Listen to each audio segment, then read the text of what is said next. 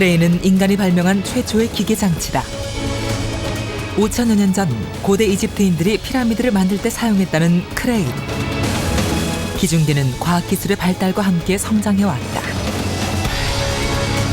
초대형과 초고층을 향한 인류의 꿈. 그 꿈의 현장엔 언제나 크레인이 있다. 세상을 바꾸는 크레인의 막강 파워. 크레인의 세계는 과연 어디까지 진화할 것인가? 도심 주변에서 어렵지 않게 볼 수 있는 건설 장비 중에 하나가 고층 아파트 공사 현장에 우뚝 서 있는 타워 크레인이다. 타워 크레인은 지상에 세워진 수직탑의 상부에 좌우 평행되게 설치된 팔 모양의 지부를 회전시켜서 공사에 필요한 무거운 자재를 운반하는 장비다. 타워 크레인이 최초로 사용된 것은 1920년 뉴욕의 엠파이어 스테이트 빌딩의 공사였다. 미국의 건축기사 벡텔이 고안해낸 것이었다. 국내에는 1967년 조선호텔 재건축 공사의 시공사인 미국의 벡텔 주식회사가 처음으로 들여와 사용했다.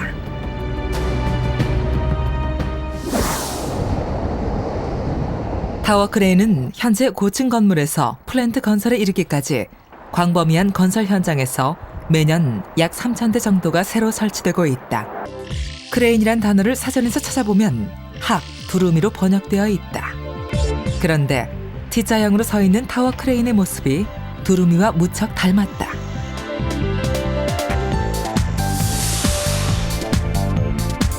외발서기의 명수인 두루미. 체열을 보존하기 위해서 놀라운 균형 감각을 발휘하는 새다.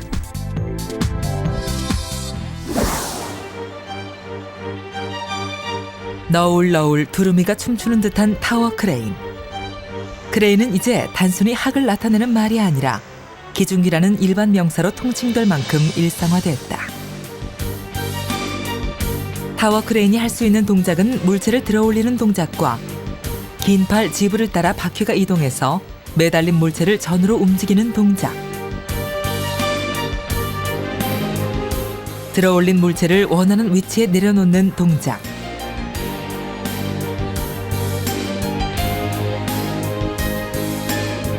그리고 크레인 상부 전체를 360도 회전할 수 있는 능력을 갖췄다.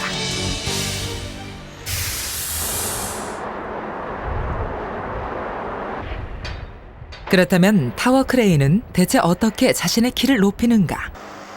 아파트 층수가 올라가면 덩달아 올라가는 타워 크레인. 누가 어떻게 그 키를 높이는지 궁금하지 않을 수 없다.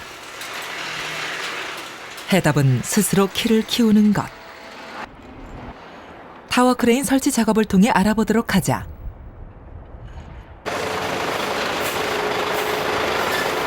아침 7시. 18톤짜리 화물 트럭이 아파트 공사 현장으로 줄지어 들어온다. 트럭 10석 대가 크레인 부품을 부려놓자 설치 기사들의 손길이 분주해진다. 먼저 타워 크레인을 설치할 자리를 다진다. 설치대는 크레인의 하중을 견딜 수 있게 철근 콘크리트로 만든다. 이 도면 같은 경우는 타워 크레인을 설치하기 위한 기본 계획도입니다. 설치를 했는데 타워 크레인이 건물을 다 올리고 난 뒤에 건물에 가려서 해체를 못하는 상황이 벌어질 수도 있는 상황입니다. 계획을 안 잡고요.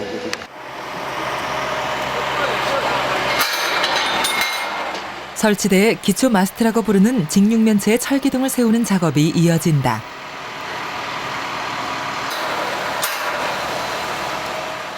타워 크레인의 맨 하단에 위치하고 전체 중량이 실리는 만큼 견고하게 제작되고 조립된다.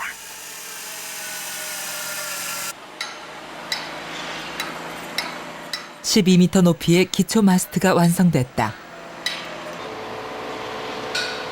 그 다음엔 다른 크레인의 도움을 받아 기초 마스트 위에 마스트를 쌓아간다. 타워 크레인이 스스로 설 수 있는 높이는 60m 정도. 상부에 운전실을 올리고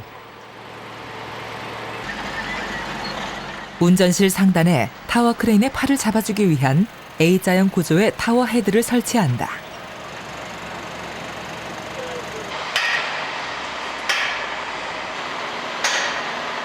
타워 크레인의 양팔 중에서 몸체의 균형을 잡아주는 카운트 지브를 먼저 설치하고 반대편에 긴 메인 지브를 설치하는 것이 순서다. 1호 크레인 계속 올리시고 2호 크레인도 같이 올라갑니다. 올리시고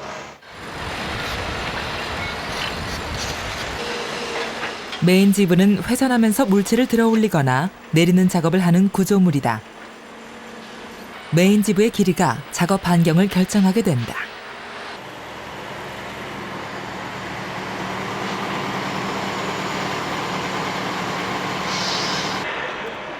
맞은편 카운트 지브에는 균형추를 단다. 균형추는 무게의 균형을 잡아주는 역할을 한다.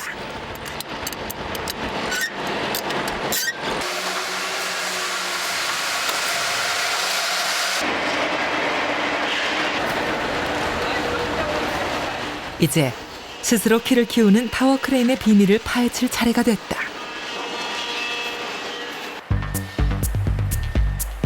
비밀의 열쇠는 운전실 아래의 텔레스코핑 케이지란 장치.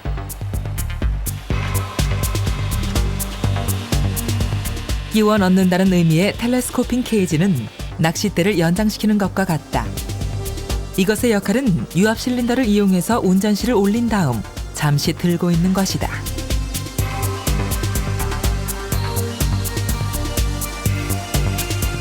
이렇게 마스트와 운전실 사이가 잠시 벌어졌을 때 타워 크레인의 운전기사가 크레인의 트롤리를 이용해서 다른 마스트를 이 공간으로 끌고 오는 것이다. 그럼 대기하고 있는 설치기사들이 힘을 모아 이 마스트를 비어있는 공간으로 밀어 끼워 넣는다.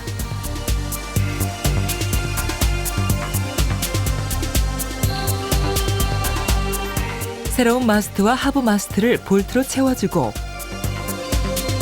이 작업을 계속 반복하면서 올라간다. 타워 크레인은 이렇게 키를 키우는 것이다.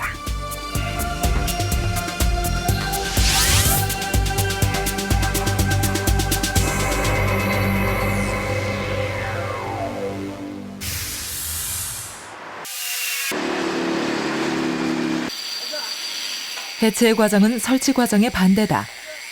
해체할 때는 마스트를 끼워 넣는 것이 아니라 하나씩 차례차례로 빼내면 된다.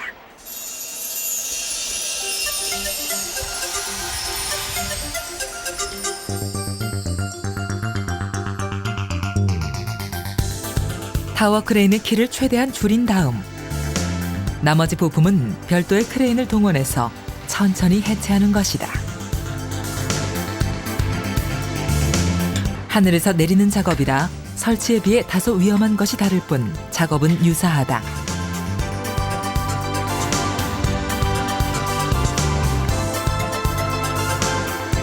웅장한 크레인은 이처럼 과학적인 절차에 의해 움직인다.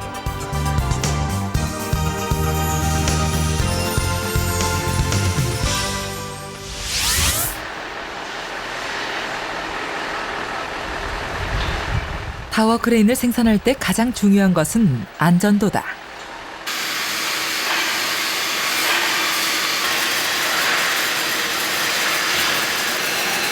설계도에 따른 원자재로 각각의 부품을 만들고 그 부품들을 일일이 용접해서 거대한 타워 크레인으로 완성해 간다. 일반적으로 사용하는 원자재에 비해서 강도는 1.5배 이상 높아야 되면 또한 유연성이 확보가 되어 있어야 됩니다. 바람이라든지 작업을 하면서 그 흔들림이 발생하더라도 그 흔들림이 꺾이지 않고 그 강함을 유지를 해주면서 유연성이 확보되어야 됩니다.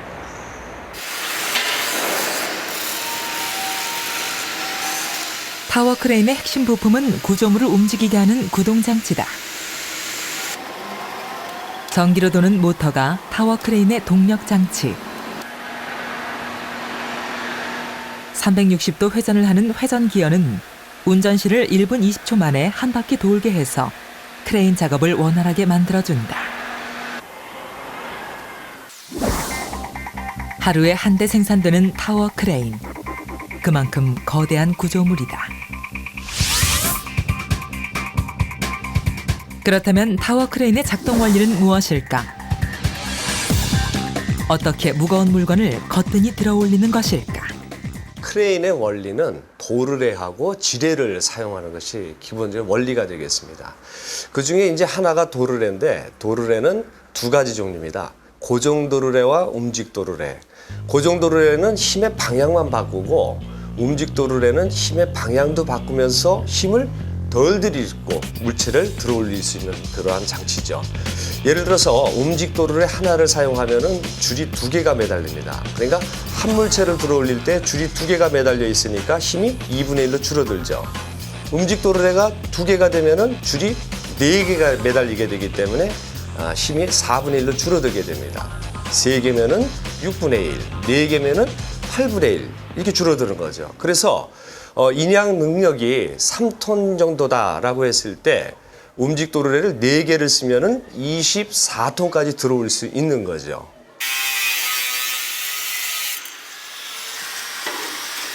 타워 크레인의 거대한 철사줄은 운전실 뒤에 장착된 커다란 모터에 의해 움직이고 움직 도르래가 철사줄 끝에 달려서 갈고리로 물건을 들어 올린다.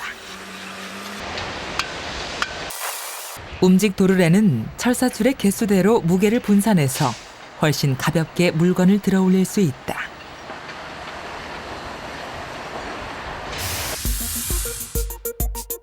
타워 크레인에 사용되는 지뢰의 원리는 시소놀이를 생각하면 된다.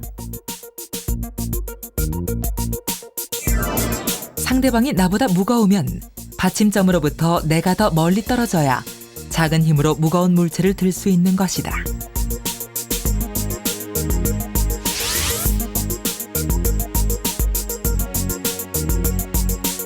아파트 공사장에서 가장 많이 쓰는 12톤급의 경우를 보도록 하자. 거리에 따라서 들 수 있는 무게가 달라지는데 70m 끝에서는 고작 3톤을 들 수 있을 뿐이다.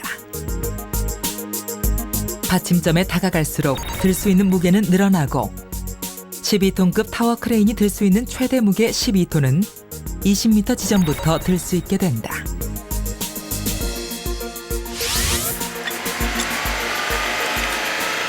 자동차 잭도 지뢰 원리를 이용한 것이다. 펑크난 타이어를 교체할 때 자동차를 들어 올려주는 잭. 생활 속에 사용되는 지뢰의 원리다. 가위도 받침점이 있어서 작은 힘으로 큰 힘을 낼 수 있다. 두바이 못지않게 개발의 붐이 일고 있는 인천 송도. 그 대표 주자 중에 하나가 동부가 트레이드 타워다. 지상 65층, 305m 높이로 2010년 완공되면 현재 가장 높은 건물인 261m의 타워 팰리스의 기록은 깨지게 된다. 이 공사에 동원된 크레인은 흔히 볼 수 있는 고정형 타워 크레인이 아니다. 건물 내부에 설치된 타워 크레인, 내부 상승형 방식의 타워 크레인이다. 현재 100m 이상의 초고층 빌딩에서 많이 쓰는 방식이다. 바람의 영향을 많이 받는 초고층의 경우 건물 내부에서 키를 높여가는 방식이 안전성에서 탁월하기 때문이다. 또한 내부에서 상승함으로 마스트를 많이 끼워 넣을 필요가 없어서 비용도 절감되는 이점이 있다. 그렇다면 과연 상승형 크레인은 어떻게 올라가는 것일까? 유압 실린더의 작용으로 사다리 모양의 걸개에 크레인을 걸어 올려간다. 그런 작업을 반복하면서 크레인 전체를 상승시켜간다.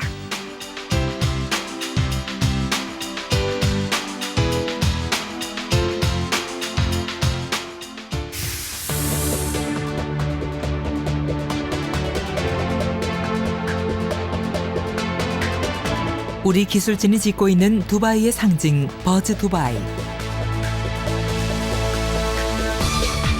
2005년에 공사를 시작해 올 10월 완공 예정인 160층의 초고층 버즈 두바이도 상승형 방식으로 건물을 올리고 있다.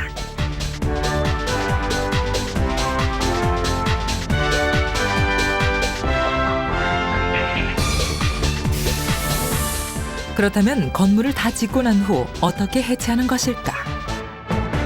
현장 공정을 맞추기 위한 크레인을 해체하기 위해서 리커버리 크레인이라고 하는 기종의 그 장비가 설치가 됩니다. 그래서 한 3단계에 의해서 리커버리 크레인이 설치가 되는데 결국은 장비를 계속 소형화 시켜가지고 마지막 공정에는 사람이 손으로 들고 내려올 수 있게끔 이렇게 계속 장비의 무게를 줄여서 해체를 합니다.